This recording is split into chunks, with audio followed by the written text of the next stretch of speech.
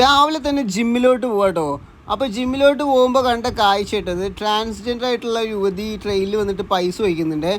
അപ്പോൾ മുമ്പേ വെച്ച് നോക്കുകയാണെങ്കിൽ മറ്റുള്ള സംസ്ഥാനത്തേക്കാളും ബെറ്ററാണ് എനിക്ക് തോന്നിയിട്ടുണ്ട്. കാരണം ഇവിടെ യാതൊരുവിധ പ്രശ്നങ്ങളും ഇല്ല. അവർ മാന്യമായിട്ട് വന്നിട്ട് പൈസ ചോദിക്കും, ഇല്ലെങ്കിൽ പോകും. എൻ്റെ അടുത്തോട്ട് വരാറുണ്ട്, എൻ്റെ കയ്യിൽ ഉണ്ടെങ്കിൽ കൊടുക്കും, ഇല്ലെങ്കിൽ നോ, അത്രേ ഉള്ളൂ. പിന്നെ ഗൈസ് ബ്രേക്ക്ഫാസ്റ്റ് വാങ്ങാൻ പോവാണ് കേട്ടോ. സ്ഥിരമായിട്ട് ഞാൻ ഇവിടുന്ന് വാങ്ങാറുണ്ട്. ഇതൊരു പാവം ചേട്ടൻ നടത്തുന്ന ഒരു കടയാണ്. പച്ച പാവം, സാമ്പത്തികമായിട്ട് വളരെ മോശം നിൽക്കുന്ന ഒരാളാണ്. അപ്പോൾ ഞാൻ ഇവിടെ നിന്നൊക്കെ അധികം മേടിക്കുക, കാരണം ഇവർക്കൊരു ഹെൽപ്പ് ആയിക്കോട്ടെ വിചാരിച്ചിട്ട് കേട്ടോ. കാരണം നമുക്ക് ബ്രേക്ക്ഫാസ്റ്റ് ഉണ്ടാക്കാനുള്ള സമയമൊന്നുമില്ല. എല്ലാവർക്കും അറിയാമല്ലോ, നമുക്ക് അങ്ങനെ പാരൻസ് ഇല്ല, സിംഗിളായി ജീവിക്കുന്ന ആളാണ്, പാർട്ട്ണർ ഇല്ല, ആരുമില്ല. അപ്പം സമയം ഉണ്ടാകാറില്ല. അപ്പോൾ പാർസൽ മേടിച്ചിട്ട് നേരെ ജിമ്മിലോട്ട് വിട്ടു കേട്ടോ. അപ്പോൾ ഇന്നെൻ്റെ ഷോൾഡർ ഡേ ആയിരുന്നു. അപ്പോൾ ജിമ്മിൽ ഇന്ന് ആൾക്കാർ വളരെ കുറവാണ്.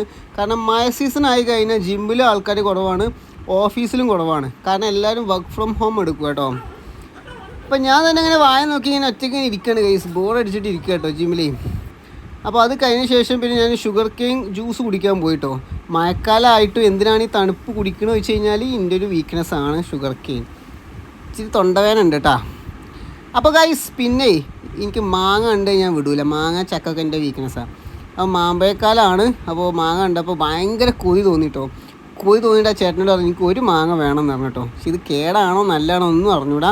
കാരണം